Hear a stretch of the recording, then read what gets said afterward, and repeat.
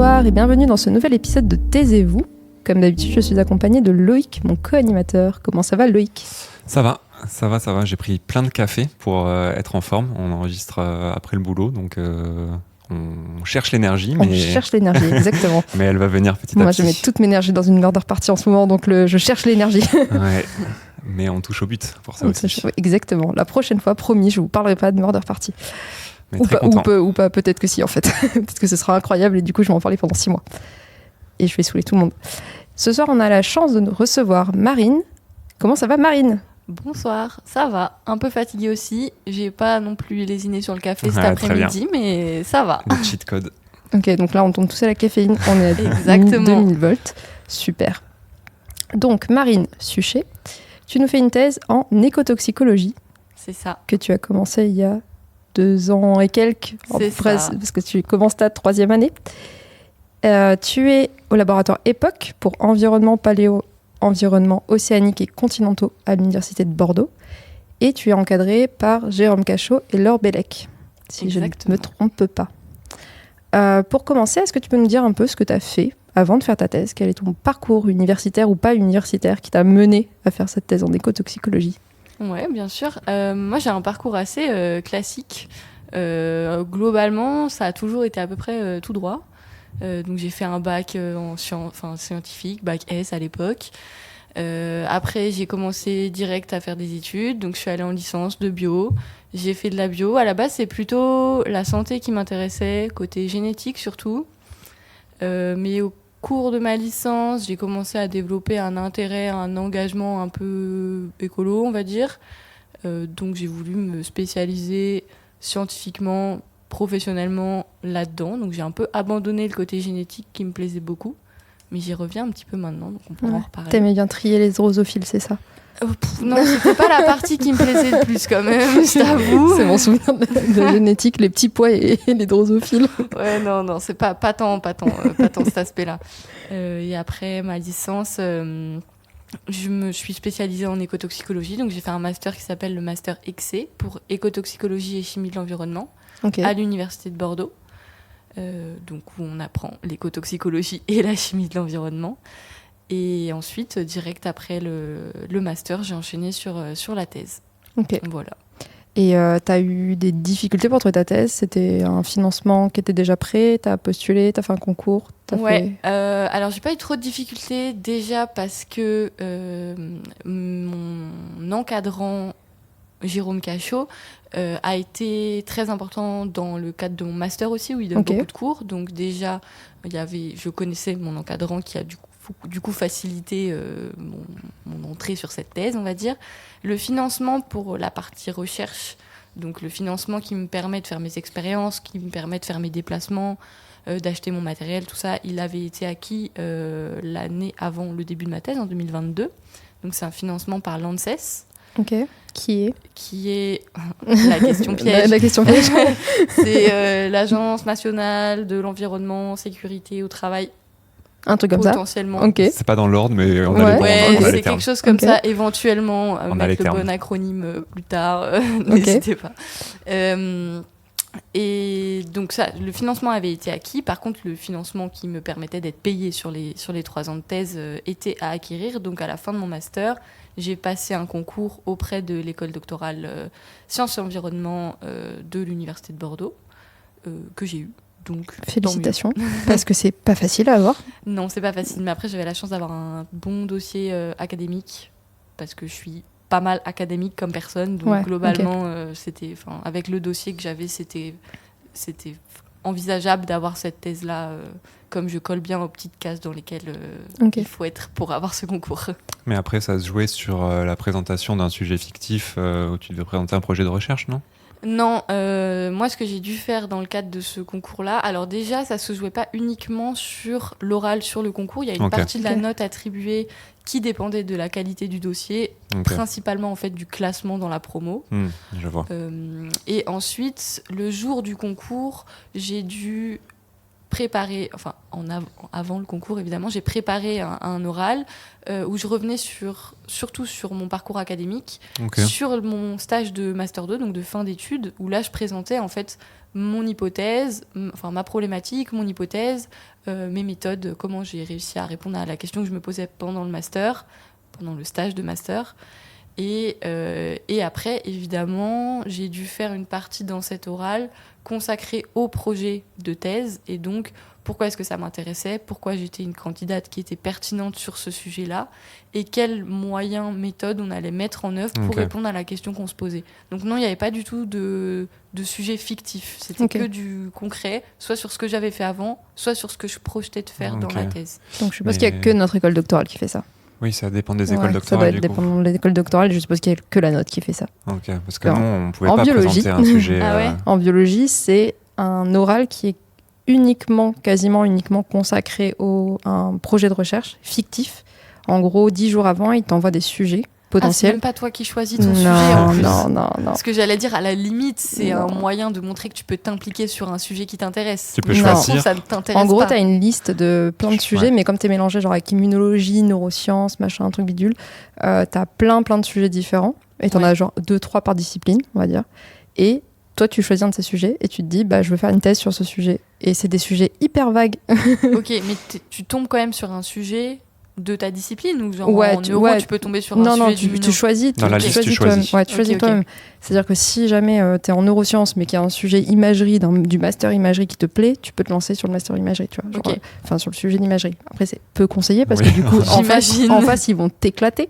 Mais comme en neurosciences, c'est que des sujets en général très moléculaires ou modèles animaux, si tu travailles chez l'homme, c'est plus difficile de t'insérer dans cette truc. Je pense que c'est lié au nombre de candidats, du coup De quoi, le fait de faire sujet fictif ? De faire, ce format qui me semble un peu Non, bizarre. je pense que c'est parce que quand tu fais pas un sujet fictif, ce que tu évalues, c'est le sujet proposé par les autres chercheurs. Parce qu'en fait, il y a un peu ce truc de... Tu évalues un chercheur et pas l'étudiant en lui-même. C'est-à-dire que le chercheur encadre un étudiant, l'étudiant va présenter ce sujet, mais en fait, tu sais que ce que tu évalues en vrai, c'est à la fois la capacité de l'étudiant à présenter ce sujet, mais aussi comment il se l'est approprié, mais aussi, est-ce que le sujet, toi, en tant que chercheur, tu le trouves pertinent ? Et comme c'est des chercheurs de ton domaine, t'as un peu le truc de moi je trouve que dans ce labo ils font un peu de la merde, ça m'intéresse pas trop ce qu'ils font, potentiellement tu peux tacler l'étudiant. Là l'avantage du sujet fictif c'est que on s'en fout, le sujet il est pas réel, tu vois, genre c'est plutôt la capacité de l'étudiant à réfléchir à un sujet, à se dire je voudrais mettre en place telle méthode ou tel truc pour étudier cette problématique, et du coup ça étudie bien plus le comportement de l'étudiant que le comportement des chercheurs. Mais le désavantage, c'est que tu connais pas le sujet 10 jours avant, plus de 10 jours avant. Et que c'est difficile de te préparer correctement aussi. Parce que moi, je sais que du coup, Laure et Jérôme m'ont préparé plusieurs fois avant le concours, où j'ai fait un oral, plusieurs oraux d'entraînement. Et étant donné que c'était des personnes pros de ces disciplines-là, ils ont pu me poser des questions qui étaient pertinentes, des questions que potentiellement les membres de mon jury allaient me poser. Donc j'étais préparée, quoi. Exactement. Ta présentation devait être plus intéressante que la nôtre. C'est ça que je dirais. Parce qu'effectivement, préparer un projet de recherche en 5 jours, effectivement, ça donne... En 10 jours. Ah ouais, non, c'est peu. 10 jours. C'est 10 jours, et en plus de ça, si tu as déjà un laboratoire de thèse en tête, ou que ton laboratoire de master, il est OK pour t'encadrer, pour préparer cet oral, même si c'est sur un sujet fictif, il te coach. Mais si t'es tout seul, tu fais comment, tu vois ?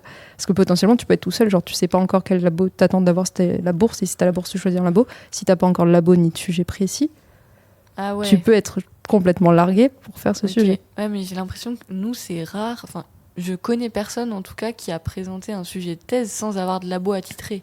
En gros, quand tu prépares un concours pour l'école doctorale de sciences et environnement, c'est la direction de thèse, de potentielle thèse, qui propose un sujet à l'école doctorale, qui le valide, qui après récupère les candidatures, mais il faut forcément une direction de thèse avec un laboratoire rattaché pour pouvoir passer le concours. Nous, quand on y était, en gros, tu faisais un classement de vœux, comme un peu post-bac il y a très longtemps, et tu mettais genre 3 vœux de thèse auxquels tu postulais. Et tu avais un classement, donc en gros, si tu avais le financement à la fin, tu pouvais choisir dans tes 3 vœux sur lequel tu allais. Tu vois. Même si tu avais mis je sais pas qui en premier, tu pouvais choisir le deuxième, finalement, on s'en fout. Tu vois. Donc tu n'as pas un contrat déjà mis en place premium. Enfin, en tout cas, c'était comme ça quand nous on y était. C'était il y a 10 ans. Donc peut-être ça a changé. Oui. Mais ouais, dans l'idée, c'était un peu... t'étais pas très précis sur ce que tu faisais et t'étais un peu largué sur le sujet. Ok. Bon, en tout cas, là, c'était pas le cas, donc c'est cool. Donc, Exactement. Ok, trop bien. Et du coup, ça s'est bien passé et t'as enchaîné avec cette thèse. Ouais, c'est ça. Donc, on va peut-être embrayer sur le sujet de le thèse. sujet en lui-même. Ouais. Alors, je vais lire le sujet. Ouais. Et après, on va découper des petits mots Ça pour les marche. définir. Donc, ton titre, c'est « Effet de substances perturbatrices endocriniennes sur le système hormonal thyroïdien, le développement, le microbiote et la réponse immunitaire de la truite arc-en-ciel ». Ouais. Donc, on va peut-être commencer par définir perturbateur endocrinien. Ouais. J'espérais que tu dises la truite, mais Et j'ai failli. Mais non, on va peut-être commencer par les perturbateurs Ouais, endocriniens. ça me semble pas mal aussi. Alors, un perturbateur endocrinien, ça va être une molécule, une substance qui va perturber le fonctionnement des hormones. Donc, que ce soit leur production, la réponse qu'elles sont censées engendrer, leur transport dans le corps. Globalement, en fait, tout ce qui touche au système hormonaux, un perturbateur endocrinien a le potentiel de le perturber. Ok. Donc ça peut être la quantité, ça peut être la façon dont ça se mobilise dans le corps. C'est ça. En fait, ça peut toucher à peu près à tout. Enfin, peut être qualifié de perturbateur endocrinien une substance qui perturbe ne serait-ce que le transport ou la fabrication ou la quantité ou enfin peu il faut importe, qu'il y ait une de ces choses là qui bouge et que ça ait un effet sur physiologique quoi. Ok. Et donc les perturbateurs endocriniens, on en entend beaucoup parler globalement dans les infos, dans les médias, etc. Est-ce que on sait de façon avérée que ce sont des perturbateurs endocriniens, d'autres on ne sait pas trop, et dans quelles choses on les retrouve finalement dans le quotidien? Ouais, alors effectivement, il y en a qui sont avérés. Alors, c'est pas étudié depuis hyper longtemps non plus, donc je pense qu'il y en a plus à découvrir qu'il y en a qui sont avérés, probablement. Ouais, il y en a qui sont avérés. Pour prendre un exemple, il y a par exemple un plastique qui avait été mis en cause il y a quelques années, qui a été interdit dans les plastiques à usage alimentaire, notamment des bébés, le bisphénol A. Après, il y a des listes de perturbateurs endocriniens avérés qui sont publiées à l'échelle européenne, à l'échelle française, par des organismes de réglementation, en fait. Et après, il y a des listes de perturbateurs endocriniens potentiels qui existent aussi, où il y en a qui sont suspectés d'être perturbateurs endocriniens, et c'est pour ça qu'on essaye de les étudier, pour justement statuer sur le fait que ça en soit ou pas. Ok. Voilà. Donc là, ceux que toi tu étudies, c'est des potentiels perturbateurs endocriniens ou c'est des déjà avérés? Alors moi, j'étudie 2 substances différentes. Alors la première, c'est le fluorure de sodium, que potentiellement je risque d'appeler NAF pendant notre conversation. Donc cette substance-là, c'est sur une liste de perturbateurs endocriniens suspectés. Et donc c'est pour ça qu'on l'étudie avec d'autres équipes et d'autres labos de recherche dans le monde. On n'est évidemment pas les seuls à l'étudier. Mais c'est une substance qui a été vachement étudiée il y a longtemps, genre dans les années 70, au tout début de l'écotoxicologie du coup. Et après un peu laissé à l'abandon. Et là, plus récemment, il y a des études qui ont montré que potentiellement ça pouvait affecter les hormones. Donc c'est un peu de nouveau étudié, quoi. On le retrouve dans quoi, pardon, avant de passer à l'autre? Ouais, on le retrouve dans ce qui va nous intéresser, nous, on va dire, en tant qu'humains. On le retrouve dans le dentifrice, beaucoup. On le retrouve dans les bains de bouche, dans les produits d'hygiène dentaire, quoi, globalement. Et après, sinon, il est utilisé dans différents types de processus industriels on peut le retrouver en déchets des usines, quoi. Ouais, c'est ça, en déchets d'usine et après en déchets d'eau usée aussi, puisqu'évidemment tout le dentifrice, tous les produits d'hygiène dentaire qui se retrouvent dans les eaux usées, ça peut se retrouver dans l'environnement aussi. Voilà. Ok. Est-ce qu'il a un intérêt de base d'être dans les produits d'hygiène dentaire? Ouais. L'intérêt qui est discutable, mais l'intérêt en tout cas pour lequel il est mis dans ces produits-là, c'est le fluor. Du coup, dans fluorure de sodium, il y a fluor. Et le fluor, on le met dans les produits d'hygiène dentaire parce qu'à des concentrations faibles, il permet de prévenir les risques de caries. Et donc d'améliorer l'hygiène bucco-dentaire. Le problème, c'est qu'à des concentrations plus élevées, il a des effets néfastes. Okay. Et qu'en plus de l'apport par les produits d'hygiène dentaire, on peut avoir des apports via l'alimentation, mais surtout via l'eau potable ou l'eau moyennement potable en fonction des zones du monde qu'on considère, quoi. Ok. Oui, parce que nous, on avait déjà fait un épisode sur la fluorose. Oui, exactement. La toxicité max qu'on peut avoir avec le fluor. Exactement. Et donc, du coup, si vous voulez écouter, c'est un épisode sur l'Antiquité et la fluorose. Ouais, voilà. Typiquement, c'est l'effet qu'on a quand les concentrations de fluor sont trop importantes. C'est de la fluorose, donc ça peut être squelettique ou dentaire. Ok. Et c'est quoi, du coup, la deuxième substance que tu étudies ? La deuxième substance que j'étudie, c'est le tébuconazole. Le tébuconazole, il a l'avantage d'être plus étudié. Donc, il n'est pas dans les listes officielles de perturbateurs endocriniens, mais il y a beaucoup de preuves, beaucoup de papiers en fait, qui montrent qu'il a des effets perturbateurs endocriniens. Donc nous, on l'utilise dans le cadre de ma thèse un peu comme un contrôle positif. En gros, c'est une substance qui a déjà des effets décrits de perturbateurs endocriniens, et donc on veut voir par rapport au NAF si les effets sont similaires ou pas. Mais normalement, le tébuconazole, on sait qu'il a des effets décrits de perturbateurs endocriniens. Et donc le tébuconazole, pour expliquer un peu ce que c'est, parce que pour l'instant, je ne l'ai pas fait, le tébuconazole, c'est un fongicide. Ça veut dire que c'est une substance qui va inhiber la croissance, qui va tuer les champignons. Ouais. Donc c'est utilisé... Donc c'est un pesticide, en fait, qui cible les champignons. Et donc un pesticide qui est utilisé en agriculture.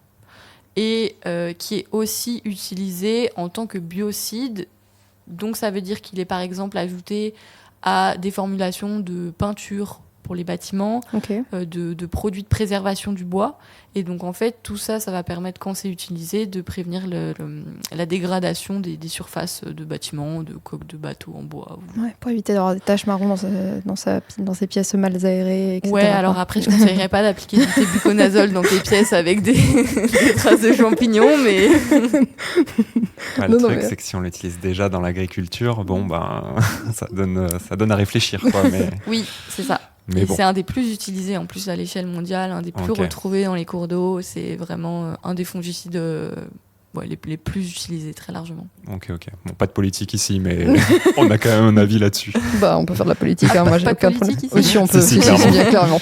Clairement, je disais ça de façon ironique. C'est vraiment le streamer. T'as pas de politique ici qui fait vraiment un laïus d'une demi-heure sur la gauche. C'est ça. Et pourquoi il faut pas jamais de la vie approcher l'extrême droite de près ou de loin, même avec un bâton, ou peut-être qu'avec un bâton. On sait jamais. Pas de violence. T'es pas obligé d'être violente avec un bâton. Tu peux juste les pousser. Extrême droite, bâton. Moi, tout de suite, ça me fait plutôt penser à de la violence. Ok. Pour les perturbateurs. Ouais. La suite, c'était que tu t'intéressais à leurs effets sur le développement et le microbiote. Et j'aimerais que tu m'expliques le lien avec le système endocrinien, du coup. Ouais. Alors, en gros, c'est un projet assez ambitieux qui a pour objectif de faire le lien entre différents systèmes qui sont assez peu mis en lien normalement. Ouais, parce que là, tu as les hormones, tu as le développement. Ouais. Alors, je vais essayer de faire clair, mais n'hésitez pas à me couper pour me demander de préciser ou n'importe quoi. En gros, on sait que le système hormonal thyroïdien, qui est le système hormonal qui m'intéresse, donc il y en a plusieurs types qui existent. Celui qu'on connaît le plus en général, c'est les hormones qui sont liées à la reproduction. Moi, c'est vraiment les hormones thyroïdiennes qui m'intéressent. On sait que le système hormonal thyroïdien a un rôle important dans le développement et la croissance des organismes. Donc on peut s'attendre à avoir un développement ou une croissance d'organismes qui soit perturbée si le système hormonal thyroïdien est perturbé. Donc là, on a fait le lien entre développement et système hormonal thyroïdien. Juste la différence, on va dire, entre croissance et développement, c'est que le développement, c'est ce qui va toucher, dans le cadre de mon sujet en tout cas, au premier stade de vie de l'organisme. Donc c'est vraiment entre la fécondation et le stade juvénile, fin de stade larvaire, pour le poisson en tout cas, on va dire que c'est du développement.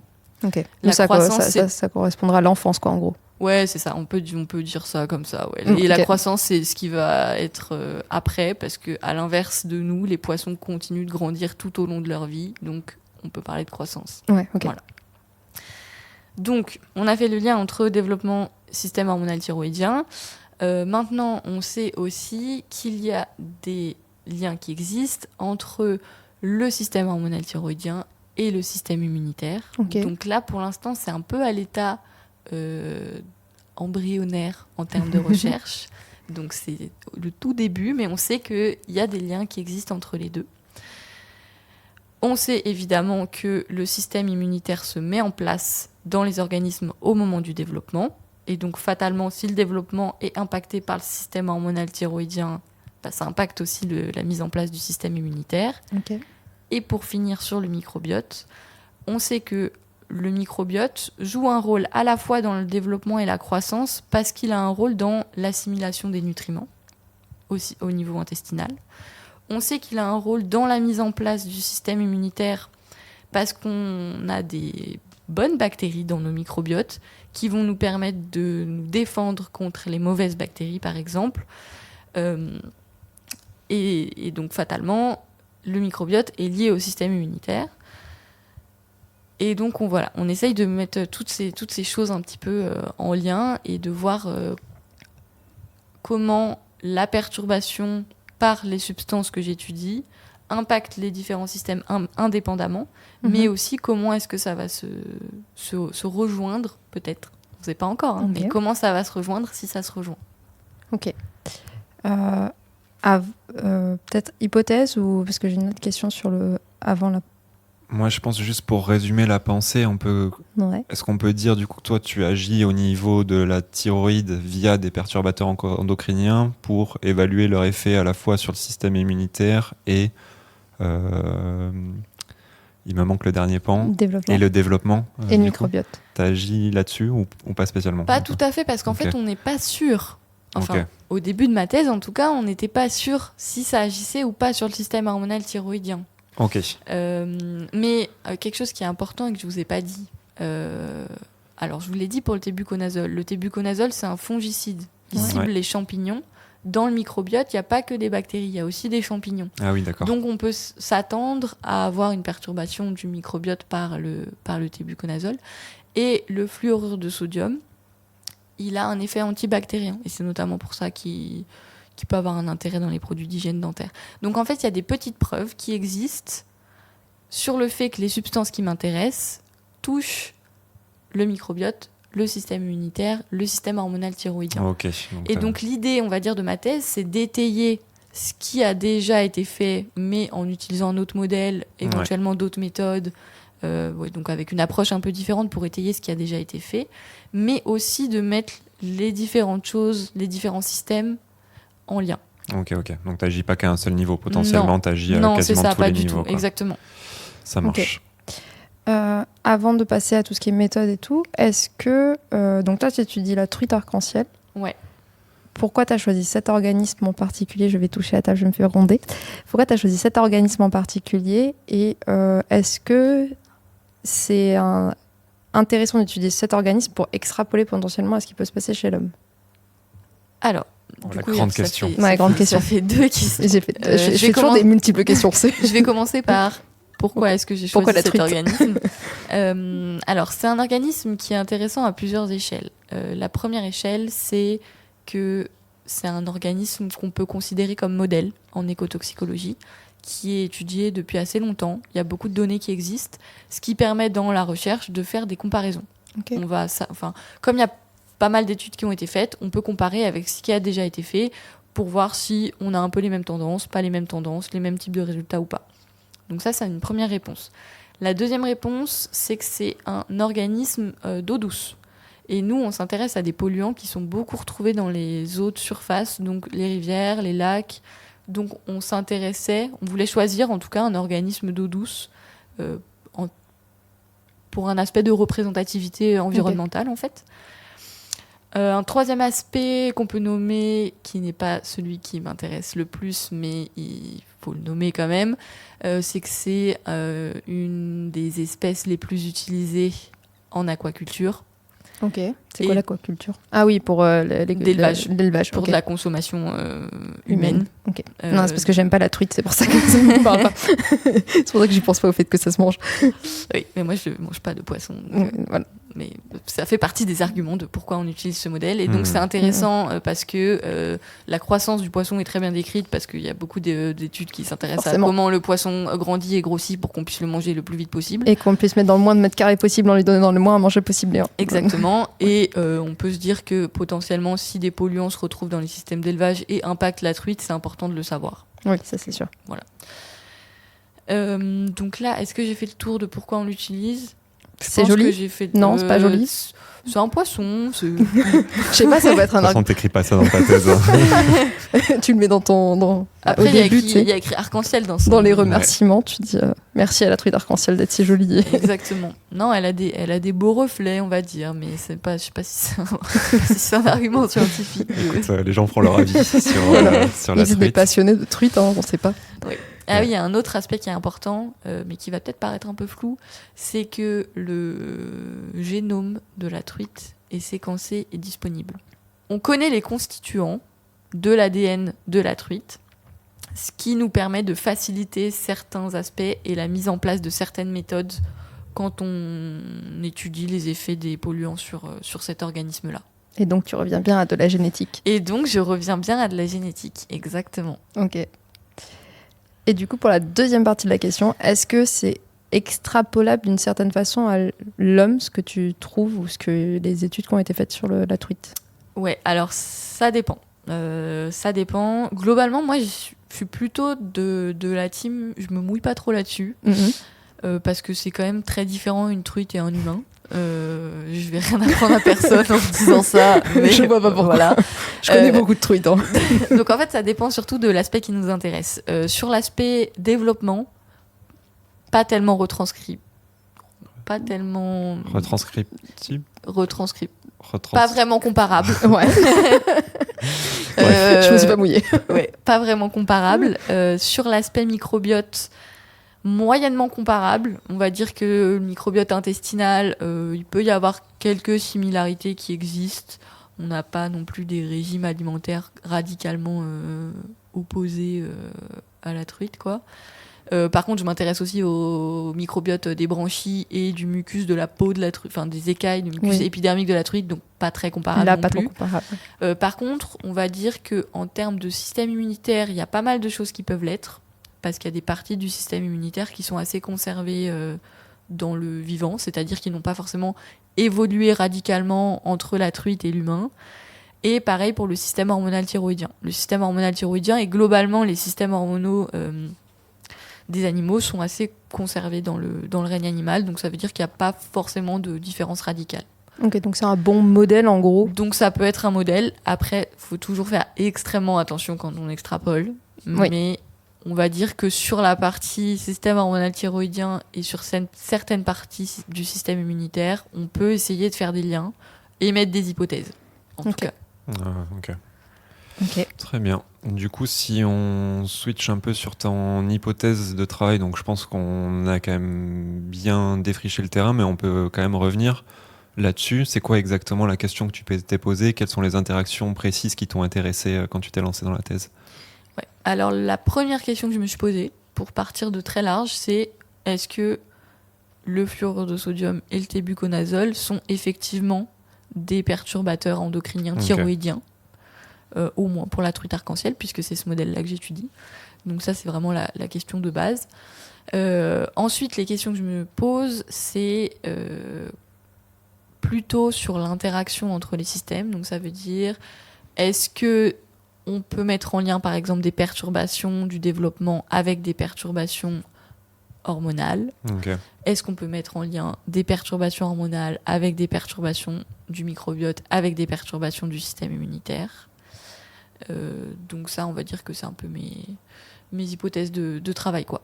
Donc la question, c'est un peu, est-ce que ça coévolue dans le même sens ? Est-ce qu'il y a des systèmes qui sont peu ou pas affectés par telle ou telle molécule ? C'est exactement. un peu ça l'idée. Ok.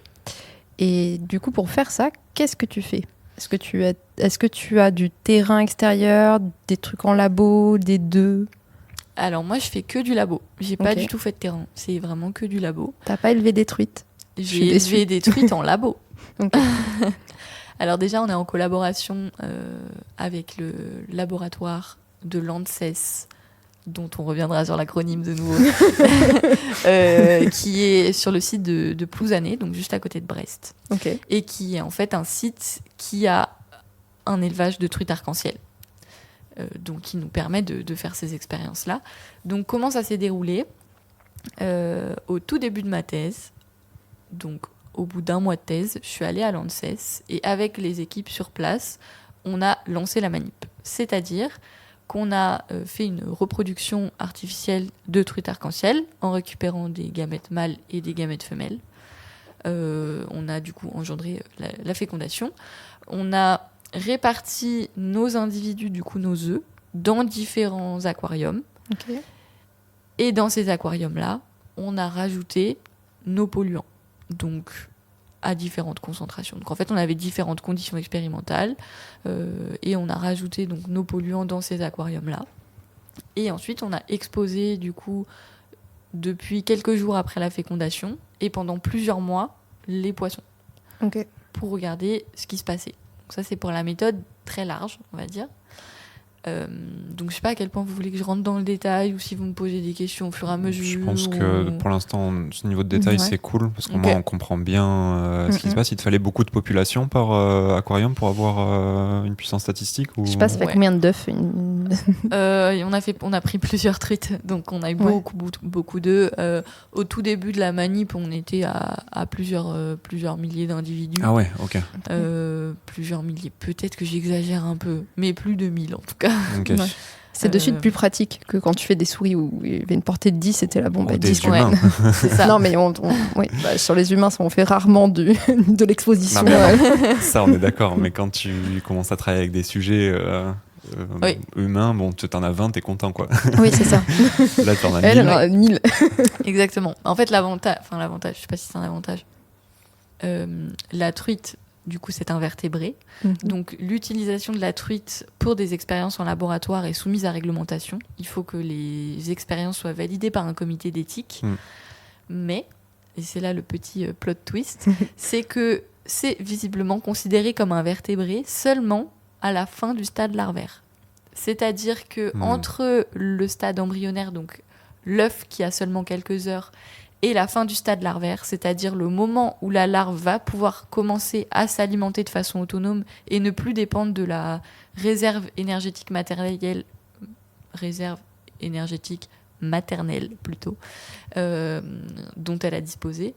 Là, on n'a pas besoin d'autorisation, on peut utiliser le nombre d'individus qu'on veut, faire le nombre de manips qu'on veut. Et à partir du moment où la larve commence à s'alimenter de façon autonome, là, c'est soumis à autorisation. Donc j'avais plus de 1000 individus au début de la manip, mais à partir du moment où les larves sont soumises, enfin les larves, du coup les jeunes poissons sont soumis à une autorisation, on a descendu notre nombre d'individus, quoi. Oui, pour que ça ait un sens statistique et pas C'est ça, en fait l'objectif c'est de pouvoir faire des stats avec le nombre d'individus qu'on a, sans pour autant en utiliser beaucoup trop et engendrer une mortalité importante qui ne serait pas utile à l'expérience scientifique, quoi. Et donc tu as exposé ces larves à différentes concentrations des deux perturbateurs. Et qu'est-ce que tu as voulu regarder sur ces poissons ? Tu as utilisé quoi comme méthode analytique pour montrer ce que tu as envie de montrer ? Ouais, alors je vais me concentrer sur la première partie, à savoir les effets sur le développement et le système hormonal thyroïdien. Parce que c'est ce que j'ai surtout fait au début de ma thèse et dont je vais être le plus capable de parler. Donc déjà, ce que j'ai fait, c'est que j'ai exposé les poissons à plusieurs concentrations de fluorure de sodium, mais une seule concentration de tébuconazole. Et au bout de à peu près 2 mois d'exposition, j'ai récupéré des larves pour évaluer différentes caractéristiques biologiques. Par exemple, j'ai prélevé des larves pour évaluer leur comportement. C'est-à-dire que donc j'ai pris des larves qui avaient été exposées pendant 2 mois, je les ai mises dans une espèce de petite chambre où leurs mouvements sont traqués, suivis par un logiciel. Et on va induire un stress lumineux et on va voir comment elles répondent. Et donc on voit si elles sont plutôt dans une situation d'hyperactivité, d'hypoactivité, si elles vont avoir des grosses phases d'accélération, si voilà, tout ça. parce que ce sont des réponses qui peuvent être perturbées suite à une exposition à des polluants. Okay. Après, on a regardé le rythme cardiaque. On compte les battements cardiaques des larves et on voit si elles sont en tachycardie, en bradycardie ou pas du tout. Donc ça, c'est pour des réponses un peu plus, assez générales, on va dire. On a regardé le développement, la croissance, donc la longueur des larves. On a regardé la présence de malformations. Okay. Donc, est-ce qu'elles vont avoir des malformations au niveau du squelette ? Est-ce qu'elles vont présenter des œdèmes ? Est-ce qu'elles vont présenter des hémorragies ? Ce genre de choses. Et après, on a regardé des caractéristiques biologiques plus pointues qui nous permettent de faire le lien avec le système hormonal thyroïdien. Et donc, pour ça, on a dosé les hormones. Donc, on a dosé la triiodothyronine et la thyroxine, qui sont les 2 hormones thyroïdiennes principales, dans les larves, pour voir si c'était modifié. On a regardé histologiquement les follicules thyroïdiens. Donc, histologiquement, je ne sais pas si ça va être clair ou pas. Il vaut mieux préciser ce que c'est. Ouais, globalement, ça veut dire qu'on a regardé dans les tissus à quoi ressemblaient les follicules thyroïdiens. Pour voir si leur forme, leur morphologie, leur taille allait être modifiée par l'exposition ou pas du tout. Et donc là, pareil, on a différents marqueurs qui nous permettent de dire oui, les follicules sont normaux, non, les follicules ne sont pas normaux, ou dans un état un peu intermédiaire. Entre les deux. Voilà. Un classique. Exactement. Et pour finir, parce que je ne vais pas non plus faire une liste de 10 000 caractéristiques, mais pour finir, on a regardé l'expression de certains gènes clés du système hormonal thyroïdien. En gros, ça veut dire que, on va dire que pour que le système hormonal thyroïdien fonctionne, il faut que certains gènes, dans notre ADN et dans l'ADN des truites, soient exprimés. Quand ils sont exprimés, en gros, après plusieurs étapes, un gène devient une protéine. Et donc, si l'expression du gène change, soit il y a plus de protéines, soit il y a moins de protéines, soit la fonction de la protéine est altérée. Y a plein de choses qui peuvent rentrer en jeu. Mais globalement, en étudiant l'expression de certains gènes, on voit si le système hormonal thyroïdien fonctionne correctement ou pas, en comparant les conditions où les larves ont été exposées aux polluants et une condition qu'on appelle condition contrôle, où les larves sont maintenues dans les mêmes conditions, à l'exception qu'elles ne sont pas exposées à un polluant. Okay. Voilà. Faire ça sur les gènes, j'imagine, ça permet aussi de déterminer à quel niveau vont agir les perturbateurs, parce qu'on pourrait imaginer qu'ils agissent sur la protéine déjà formée, ou alors sur la transcription de l'ADN. Et donc, exactement. Ouais, okay. Et donc c'est pour ça que j'ai ciblé, donc j'ai un peu plus d'une dizaine de gènes que j'ai ciblés là sur mes larves de truites. Et donc j'ai des gènes qui ciblent... j'ai des gènes qui sont impliqués dans la production des hormones, qui traduisent, qui après transcription, traduction, sont des protéines impliquées dans le transport, dans la synthèse, ou alors en amont, c'est-à-dire qui vont produire des protéines qui sont censées activer le système hormonal thyroïdien. D'accord. Permet de cibler un peu à quel niveau ça va agir. Exactement. Ou même dans la réponse d'ailleurs des hormones thyroïdiennes. J'ai ciblé des récepteurs aux hormones. Ok. Ouais, t'as couvert tous les niveaux, quoi. J'ai à peu près essayé de couvrir tous les niveaux. Évidemment, il y a plein de protéines et donc de gènes aux différents niveaux. Donc, c'est pas possible de faire un truc exhaustif, à moins de partir en non ciblé, donc sans cibler de gènes en particulier, de voir globalement tout ce qui peut bouger. Mais c'est pas du tout le même type de méthode, le même type de coût, le même type de temps. C'est sûr. Okay. Est-ce que t'as pris tous tes embryons, une fois que c'est des larves, au même temps ? Ou est-ce que tu as fait des différents temps que tu as comparés ? Pour la partie larvaire, tout est pris au même temps. Ok. À peu près à quelques jours près. On va dire que par exemple, toutes les larves pour lesquelles j'ai considéré l'expression de gènes du système hormonal thyroïdien ont été prélevées le même jour. Celles que j'ai mesurées étaient peut-être prélevées le lendemain, mais c'était à une échelle de temps qui était assez courte. Ok. Et pour les autres systèmes, tu as tout fait sur le même stade larvaire ou tu as fait ça après, avant ? Sur les autres systèmes, larves. J'imagine que tu me parles plutôt du microbiote et du système immunitaire. Alors, le microbiote, j'ai prélevé des œufs et des larves pendant la manip, mais j'ai pas du tout traité les données encore. Donc il y en a des milliards de milliards. Exactement. Okay. Je ne vais rien pouvoir vous dire du microbiote des œufs et des larves de truites et de la façon dont les polluants l'ont impacté ou pas. Par contre, donc, l'expérience s'est poursuivi après le stade larvaire, au stade juvénile, pendant plusieurs mois. Et donc, on a prélevé, au bout de 7 mois d'exposition, les branchies, les intestins, le mucus épidermique de la peau, donc de la truite arc-en-ciel, exposée aux différentes conditions, pour donc évaluer le microbiote dans ces différentes conditions. Et donc, ça s'est fait après 7 mois d'exposition. Donc, on a, on va dire, un seul point de temps en ce qui concerne l'effet des polluants seul.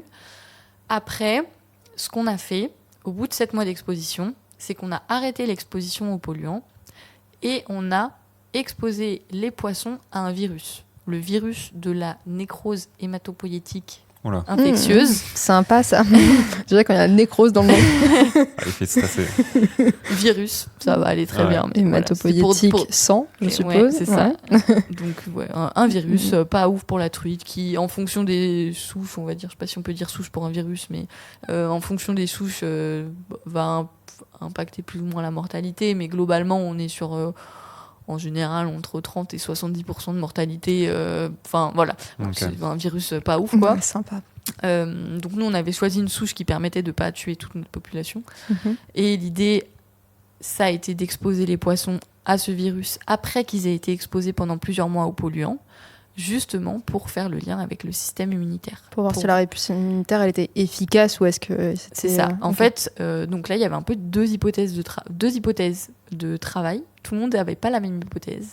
Il y avait une hypothèse qui disait que les poissons qui étaient exposés aux polluants pendant les mois précédant l'infection allaient avoir un système immunitaire qui était déjà challengé et du coup qui allait pouvoir répondre plus rapidement et éventuellement mieux au virus et donc induire moins de mortalité. Et la deuxième hypothèse, c'était l'hypothèse inverse, à savoir le polluant a fatigué les poissons qui vont du coup être affaiblis au moment de l'exposition au virus, au moment de l'infection, et donc il va y avoir une mortalité accrue. Ouais. L'hypothèse 2, si ça a affecté le développement du système immunitaire, il y a des chances qu'il soit pas fonctionnel ou pas trop fonctionnel. C'est et donc, ça. Du coup, ou à l'inverse, qu'il soit hyper efficace dans sa réponse. Si jamais ça n'a pas affecté son développement, il y a plus de chances qu'il soit plus efficace parce qu'il a été sollicité beaucoup. Hypothèse 2. C'est team hypothèse 2. Hypothèse du coup, les poissons y répondent mieux quand ils ont été exposés aux polluants ou ils vont plus mourir? Ils vont plus mourir. Ouais, je pense. C'est mon call, mais t'as pas de réponse encore? Non. On saura. Je suis navrée. C'est quoi ta team? Moi, je sais pas si j'ai un avis en vrai. Ouais, on va dire que ma partie écotox a envie de croire que le polluant va faire que les poissons vont moins bien répondre au challenge immunitaire, à l'infection, quoi. Mais en même temps, je conçois tout à fait qu'un poisson qui a été plus, je sais pas exactement le dire, mais plus challengé avant, qui a été plus sollicité, qui a dû mettre peut-être plus de choses en place pour réussir à se défendre, se défendra potentiellement mieux contre... S'il a survécu jusque-là, c'est que... C'est ça, exactement.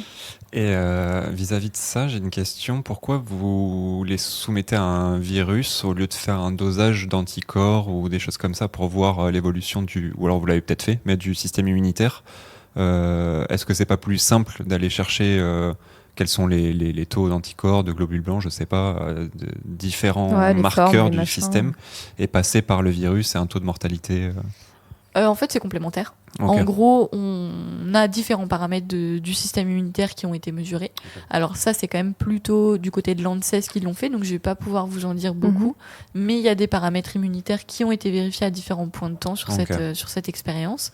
Et l'idée en plus, ça a été de les exposer à un challenge viral pour voir leur réponse à ce challenge viral et la réponse du système immunitaire à ce challenge viral. Mais d'ailleurs, pas seulement du système immunitaire, du système hormonal thyroïdien aussi, puisque après l'infection virale, on a aussi considéré différents paramètres thyroïdiens. Ok. Bah, je pense qu'on a fait un bon tour de la méthode. Ouais. Est-ce qu'il y a des trucs qu'on a oubliés? Est-ce qu'il y a des trucs qu'on a oubliés? Ça dépend à quel point il faudrait rentrer dans le détail de la méthode. Je sais pas, est-ce qu'il y a une méthode de fou que tu utilises et que tu as trop envie d'en parler? Ou, est-ce que... ou des analyses stats du futur? On sait pas. Sinon, je pense qu'on est suffisamment allé dans le détail, honnêtement. Ouais, ok. Je pense qu'on est, voilà, est donc bien. Sauf s'il y a un truc vraiment que tu veux en parler, sinon... Non. En fait... La partie qui manquerait un peu technique, du coup, je sais pas si ça vaut la peine. Sur la partie microbiote, comment on étudie le microbiote, Je peux peut-être en dire 2 mots quand moi, même. ça m'intéresse un peu, j'avoue. Oui, mais toi, oui. Mais... La biologiste en moi est Peut-être on intéressée. va perdre tous les auditeurs et les auditrices. Allez, on prend le risque. Vous pouvez aller boire un café si vous voulez pas entendre parler du microbiote et revenir dans 5 minutes. Non, alors comment on étudie le microbiote ? Je vais prendre l'exemple du microbiote intestinal parce qu'en général, c'est ce qui parle le plus aux gens. Donc j'ai disséqué les poissons, j'ai récupéré un morceau d'intestin et sur ce morceau d'intestin, je vais faire une extraction d'ADN. Donc en fait, ça permet d'isoler l'ADN de tout le reste de ce qu'il peut y avoir dans les intestins. Et une fois qu'on a isolé l'ADN, on va amplifier spécifiquement l'ADN des bactéries. Parce que moi, celui qui m'intéresse du microbiote, c'est le microbiote bactérien, exclusivement. Et donc, on va amplifier spécifiquement l'ADN des bactéries. Et via différentes étapes un petit peu compliquées de séquençage et de bioinformatique ensuite, on peut, grâce à l'ADN qu'on avait extrait puis amplifié, savoir quelle bactérie se retrouvait dans le microbiote. Ok. Voilà. C'est un peu ce qu'on faisait pour le Covid, c'est une PCR, globalement. En plus d'étapes, en plus d'étapes, compliqué, mais globalement, dans l'idée, ouais, ça ressemble. En fait, tu fais une étape de PCR pour amplifier ton ADN microbien. Ouais. Et après, tu fais du séquençage. Ok. Là, Pour trier qu'est-ce qu'il y a dedans. Exactement. Ok. C'est ça. Ok, trop bien. Et est-ce que tu avais des bactéries que tu savais que tu les voulais ou tu étais sûr de pas les vouloir, genre des bactéries qui ont colonisé l'intestin et parce que le système il marchait pas bien, ou des bactéries que elles sont censées être là, elles sont indispensables mais en fait elles étaient pas forcément là. Et bah, c'est un peu les données que je suis en train de traiter en ce moment. Ouais. Ok. Donc j'ai des choses intéressantes. Du coup, on passe un peu dans la partie résultats. Ouais. Ok. On fait Ça, sans le transition. lien, Voilà. Ok, ça marche. J'ai des résultats intéressants, mais je suis pas encore allée très en profondeur. Mais par exemple, alors au niveau du microbiote intestinal, on n'a pas grand-chose qui bouge. Donc ça veut dire que probablement c'est le tissu le moins sensible à l'exposition aux polluants.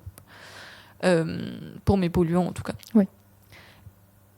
Par contre, au niveau branchial, ce qu'on a mis en évidence, c'est que l'exposition à une concentration de fluorure de sodium et l'exposition à une concentration de tébuconazole pouvaient augmenter l'abondance relative de bactéries qui sont potentiellement pathogènes pour le poisson.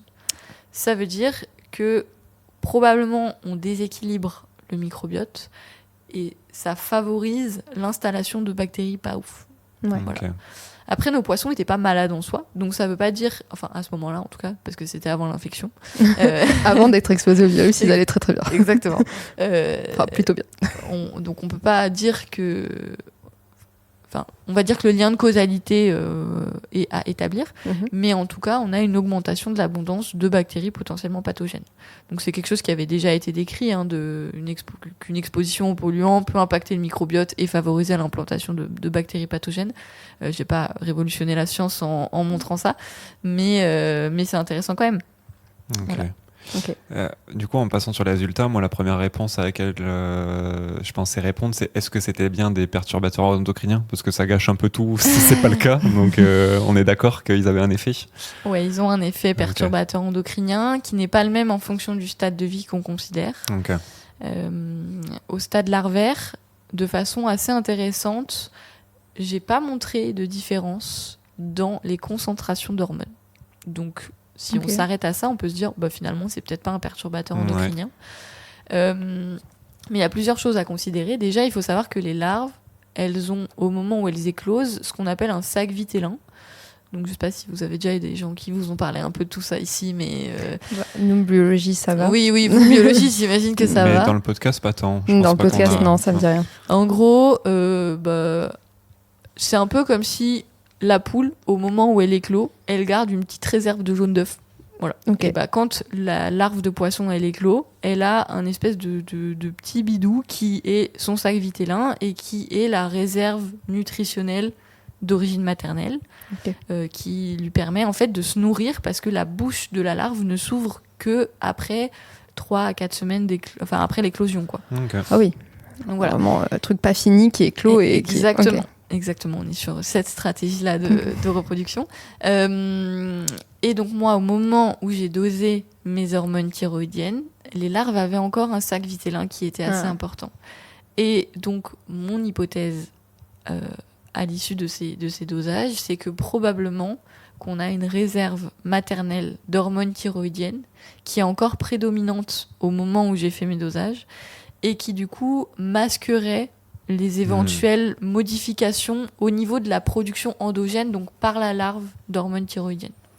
Je sens que tu n'as pas moyen de discriminer celui de la mère de celui de la fille. Ouais. Non, pas du tout. Okay. Enfin, pas du tout. Je réponds très vite là, mais vraiment, j'en ai jamais entendu parler si c'est le cas, en tout cas. Okay. Après, du coup, sur les larves, j'ai aussi évalué l'expression de certains gènes, comme je vous disais avant. Et là, on voit plein de choses qui bougent. Et donc, on voit globalement une surexpression. Donc, ça veut dire que les gènes qui m'ont intéressée sont plus exprimés quand les larves elles ont été exposées aux polluants que quand elles n'ont pas été exposées aux polluants. Donc ça concerne plusieurs gènes, ce résultat.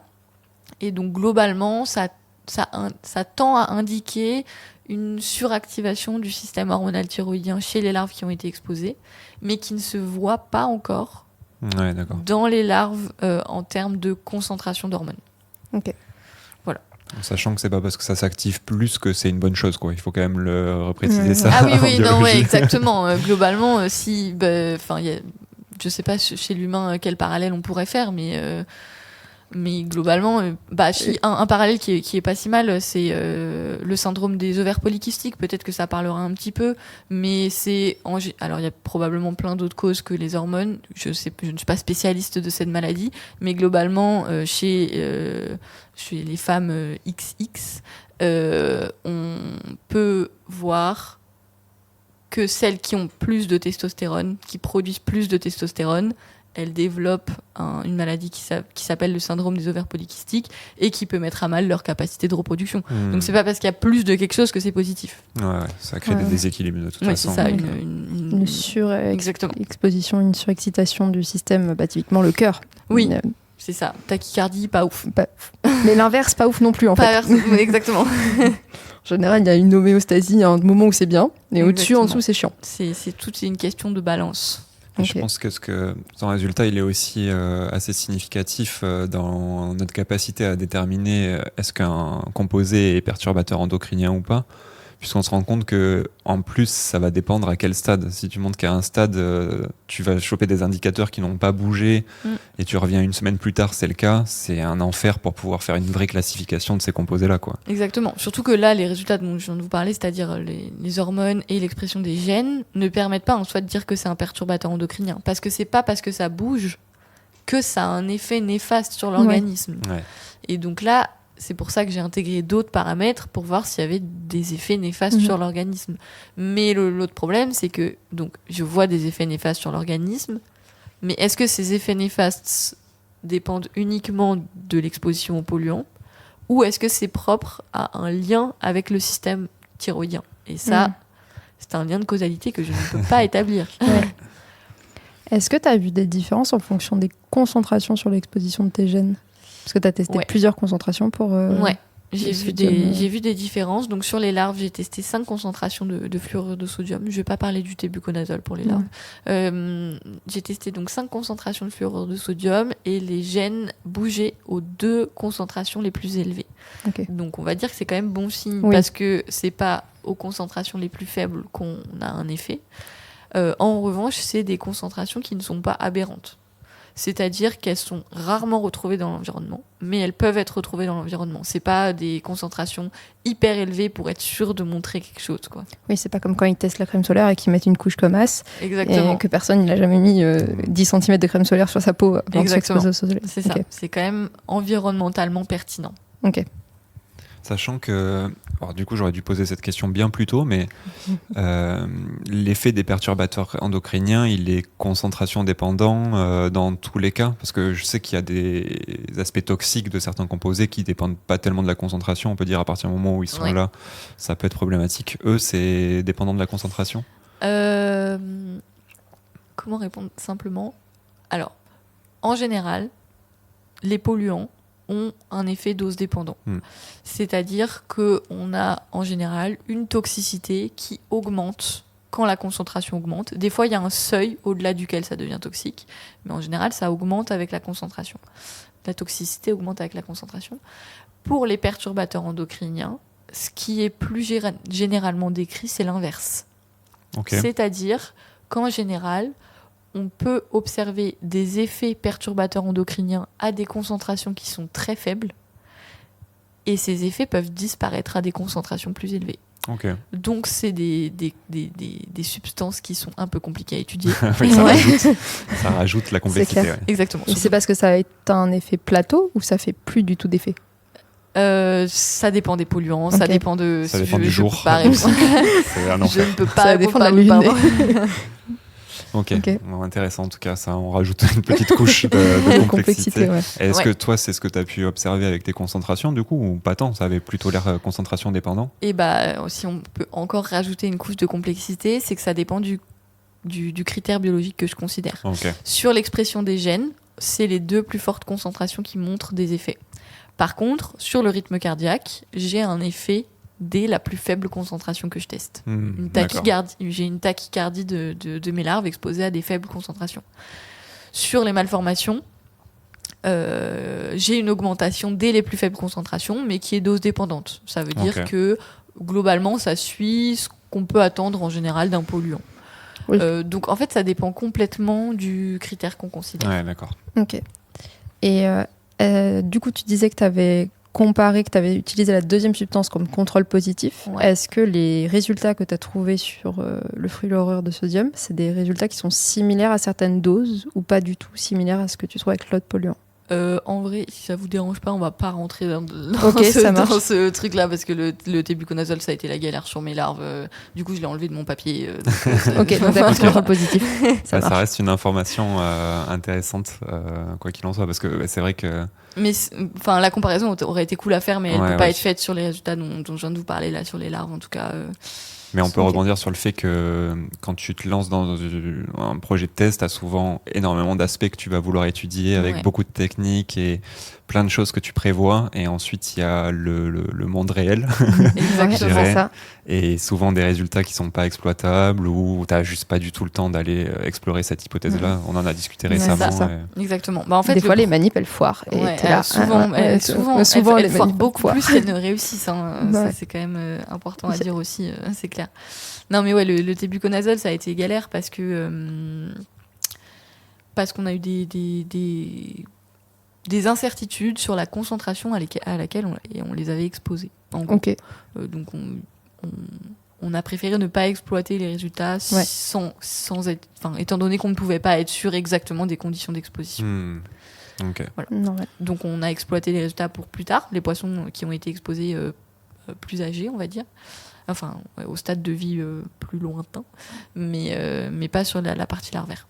Bon, sachant que tu manques pas de données à exploiter de toute façon, donc a priori, tu as quand même du travail. Ouais. Surtout quand on bosse sur le microbiote, globalement, là, j'ai des gigas et des gigas de données et je pense que je pourrais bosser 5 ans dessus, quoi. Ouais. Mais j'ai 6 mois, quoi, donc faut faire des choix.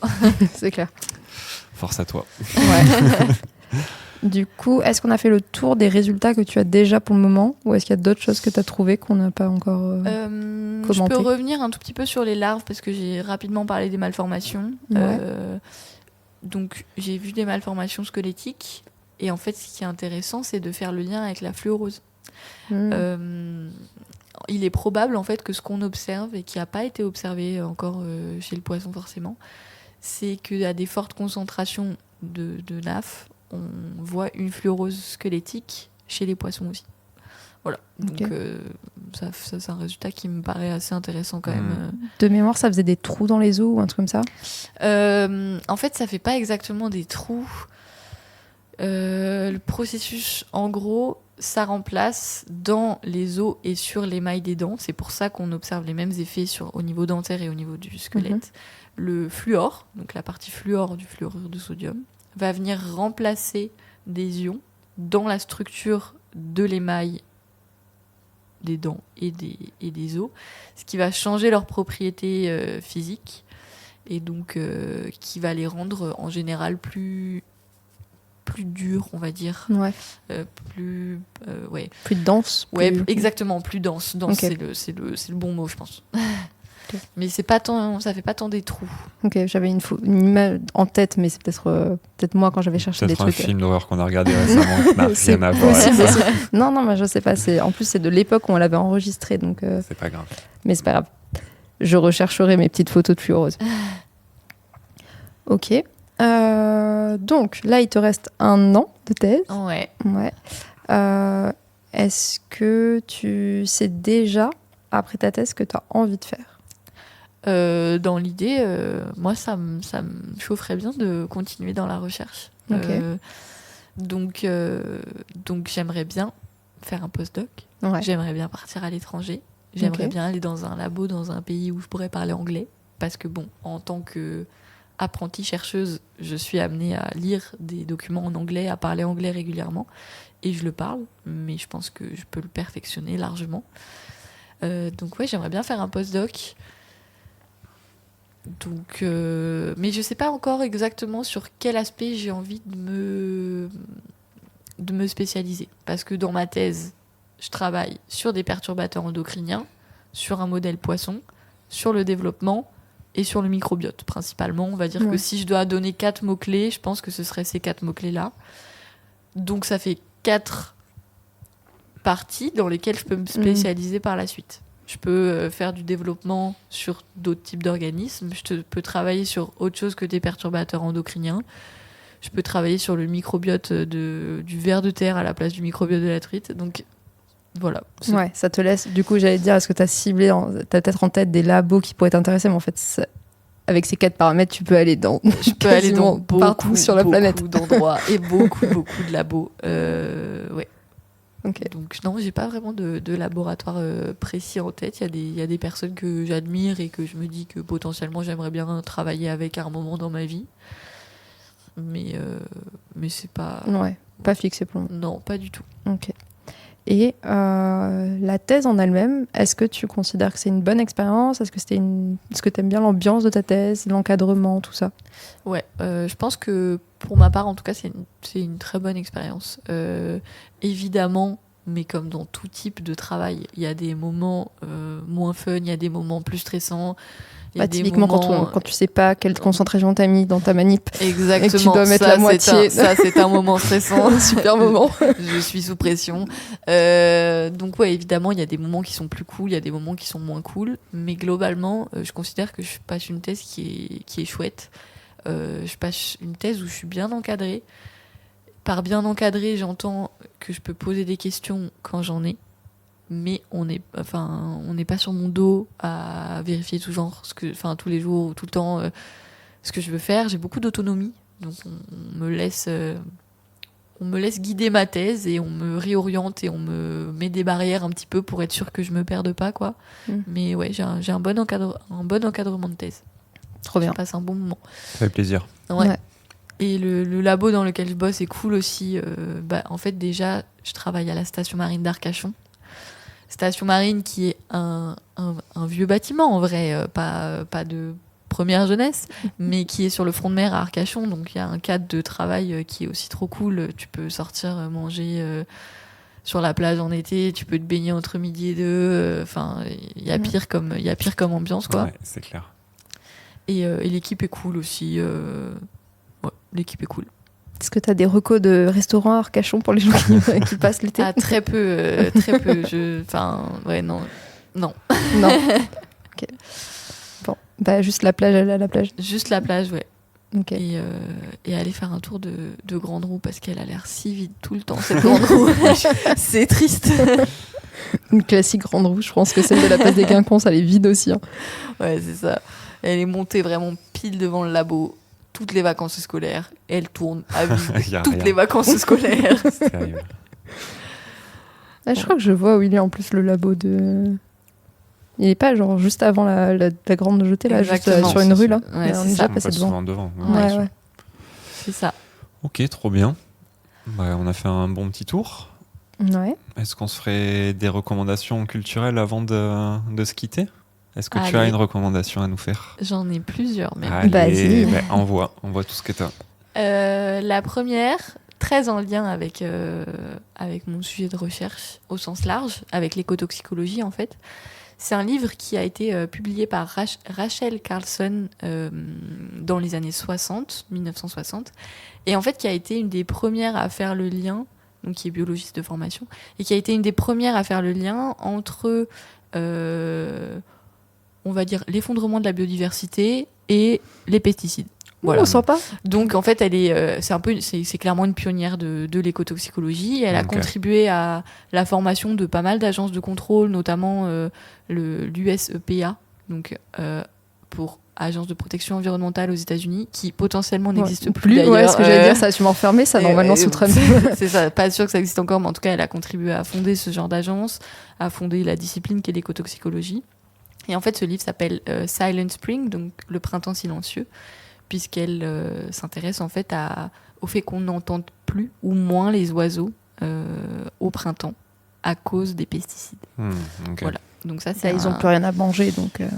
Ouais, et puis même pour eux, pas ouf directement. Ouais, mais sur eux directement, mais ils ont plus grand chose à grailler de toute façon. Ouais, c'est ça. Donc ça a été c'est un livre qui est chouette, qui est intéressant, il y a un documentaire qui existe pour celles et ceux qui auraient un peu la flemme de lire. Il y a un documentaire. Ok. Team docu, donc. Team docu. Ouais. Ça marche. Et sinon, au-delà de lire des trucs et tout, côté très académique, je trouve que c'est hyper important d'apprendre des trucs et d'être engagé sur des questions avec humour. Et donc en fait, je voulais aussi conseiller une émission qui s'appelle La Dernière, qui est animée par Guillaume Meurice chez Radio Nova. Oh non, tu vas faire de la politique là, c'est ça? Complètement. Surtout pas. Surtout pas de politique, mais la riposte c'est super aussi. Ah ouais, franchement là. Et d'ailleurs, fun fact, le laboratoire Époque a été mentionné dans la dernière riposte. Hakim Omiri parle de Époque. Et franchement, je l'ai pas écouté le dernier. Et bah franchement, petite fierté que j'ai envie presque de mettre sur mon CV. Genre, ouais, c'est clair. Vraiment premier degré. C'était quoi le contexte Il parlait du fait que des pesticides étaient retrouvés sur tous les littoraux et dans, il me semble que c'était les huîtres ou les moules, et voilà. Ok. Donc contamination et notamment transmissible contamination transmissible à l'humain, on va dire, via la consommation de certains mollusques, quoi. Okay. Donc voilà. Donc clairement la dernière de Guillaume Meurice, qui fait intervenir plein de gens chouettes. Ça peut être des militants, des militantes, des chercheurs, des chercheuses aussi. Là, il y a une des dernières émissions qui fait intervenir un chercheur qui est biologiste et biophysicien et qui est trop cool, qui s'appelle Olivier Amand. Genre vraiment, c'est hyper cool parce que on apprend des trucs et c'est drôle et c'est accessible. Vraiment top. J'adore La Dernière, j'adore Guillaume Meurice. C'est sûr. C'est ce que Robin avait en tête de faire un jour, peut-être un truc qui ressemble à ça, mais bon. De toute façon, nous, notre ambition, c'est d'avoir un format qui peut ressembler à ça, parce que tu apprends des choses en t'amusant. Le problème, c'est que nous, on n'est pas comédiens. Ouais, c'est ça. C'est en fait, moi, je suis pas humoriste, mais ça s'entend. Il faut que vous recrutiez des humoristes pour faire des blages au milieu. Mais le problème, c'est qu'on n'a pas d'argent pour payer les gens, et ça, c'est encore autre chose. Mais on te rejoint à 100% sur la reco, pour le coup. Et nous aussi, c'est sûr que c'est des sources d'inspiration, des gens qui font parler des gens qui savent, et sur un ton rigolo pour qu'on soit pas chiant, parce que c'est... Moi je trouve que Juliette Arnaud elle a toujours des super questions. Ah ouais, mais j'adore Juliette Arnaud, et si je peux me permettre, c'est pas vraiment dans les recos que j'avais prévu, plus ou moins on va dire, mais dans la même lancée il y a Swan Périssé qui est une humoriste qui a une émission qui s'appelle Il y a plus de saison, et qui fait pareil intervenir plein de gens chouettes qui parlent de plein de sujets intéressants, et elle est hyper marrante.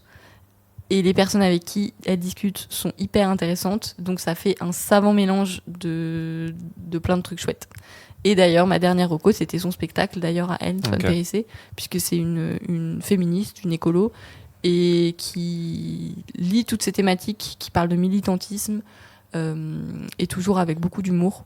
Et donc ça fait plaisir. Ok, trop bien. Il y a plein d'extraits sur Instagram, si vous voulez voir à quoi ça ressemble. Elle est hyper drôle. Elle est hyper marrante. Trop cool, ça fait plein de recos. Vous avez de quoi écouter un peu là, un peu de contenu, surtout si vous aimez notre podcast. Si vous n'avez pas écouté La Dernière, je comprends pas trop, mais normalement, on sait jamais. C'est clair. Allez écouter La Dernière. Et toi, Laura? Moi, j'ai des recos. Parce que on est encore en octobre quand on enregistre. Et moi, du coup, j'aime toujours Halloween. Ok. Et j'ai écouté... Spooky Season. Ouais, exactement. Et j'ai regardé la vidéo des Ethnochroniques hier, qui s'intitulait « Pourquoi certains lieux sont hantés et pas les autres ?» Et en fait, j'ai trouvé ça hyper intéressant comme vidéo. Non pas parce que ça démonte les croyances, c'est-à-dire que les fantômes ça n'existe pas, tout ça.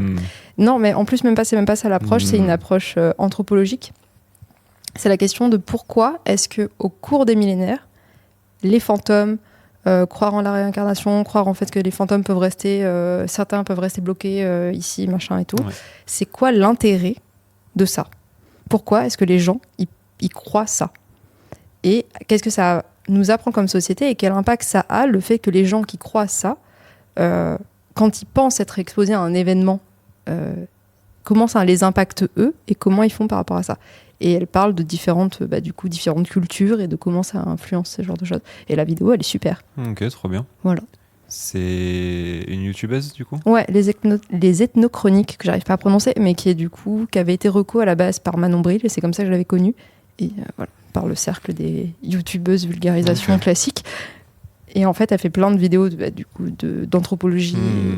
Mais effectivement, la thématique me paraît tout à fait intéressante. Voilà. Ça donne envie. Et du coup, ça me fait penser au film Hérétique qu'on a maté il y a 2 jours. Ouais, peu importe. Ouais. Voilà, qui est un film de 2024 où il y a Hugh Grant dedans et qui parle justement de ces questions de croyances et de religion et tout ça. Ouais, voilà. Qui est intéressant. Voilà. Moi, je suis mitigé dessus, mais le prémisse c'est super. Le prémisse est super. Dans tous les cas, allez faire votre avis. C'est un film qui a plutôt bien marché et qui a plutôt bonne presse, donc n'hésitez pas à regarder. Bon, c'est vrai que ça m'a moins... En fait, je trouvais que c'était tellement prometteur que parfois on a cette petite frustration de ça aille pas dans le sens dans lequel on espérait, mais bon, c'est aussi ça l'art. Moi, je finirai avec une petite roco-série, du coup, sur la chaîne de Monsieur Bolloré. Donc, n'hésitez pas à le regarder par les moyens que vous souhaitez. Par les moyens illégaux. Ça s'appelle Empathie. C'est une série canadienne. Elle a fait un peu de bruit en France parce qu'il y a Thomas Njijol qui joue dedans. Je pense que c'est un des seuls français dans la série. Et la série est super. C'est sur donc une psychiatre en hôpital. Donc qui a vécu des traumas et qui commence un nouveau taf donc dans un nouveau service avec des nouveaux patients et tout ça. Et donc ça donne un peu un quotidien assez qui me paraît assez bien retranscrit. Alors, je suis pas moi-même dans un hôpital, mais pour fréquenter des gens qui bossent là-bas, c'est vrai que ça a l'air d'être assez bien retranscrit, tout en ayant, je trouve, beaucoup d'humour. C'est bien montré. Enfin, c'est vraiment le type de série où tu pleures et tu rigoles en même temps. Moi, c'est ce que j'adore, du coup. Vraiment, les comédies dramatiques, ça me parle. Et là, c'est sur un milieu hyper intéressant et vraiment peu montré, donc qui est pas mal la maladie mentale. Donc, comment c'est montré à l'écran, comment c'est vécu par les patients, comment c'est vécu par les proches. Donc, ça peut paraître badant, mais c'est aussi rigolo. Et puis, c'est hyper important parce que c'est notre vie à tous et de nos proches, quoi. Et je trouve que c'est très bien montré. Je crois que l'actrice principale, elle est aussi réalisatrice et je crois qu'elle a écrit le truc. Donc, c'est une œuvre un peu personnelle, ça se sent et je trouve ça super. Donc, n'hésitez pas à aller checker ça.